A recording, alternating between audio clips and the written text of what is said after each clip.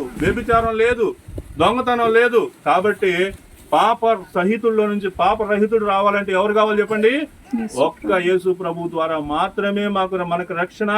దాని ద్వారా మనకి బాప్తిసం అంటే నూతన జన్మ, నూతన సృష్టి, క్రొత్తగా జన్మించాలి. కాబట్టి యోబు అడిగినటువంటి ప్రశ్నలో మొదటి ప్రశ్న, పాప సహితుల్లో నుంచి పాపరహితుడు రావాలంటే ఏం జరగాలి చెప్పండి? మారు మనసు పొందాలి. నాకు తెలిసి ఇక్కడ కూర్చున్న మీలో కొంతమంది యేసు ప్రభు నమ్ముకొని ఉండుంటారు.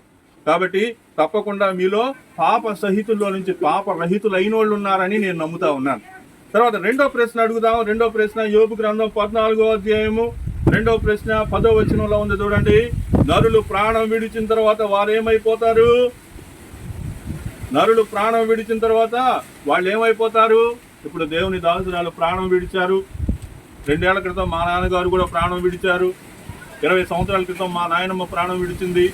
15 ఏళ్ల క్రితం మా అమ్మమ్మ ప్రాణం విడిచింది. ఈ భూలోకంలో ఈ విధంగా ప్రాణం విడుస్తున్న వాళ్ళు రోజుకి కొన్ని వందల మంది ఉన్నారు ఈ భూ ప్రపంచంలో.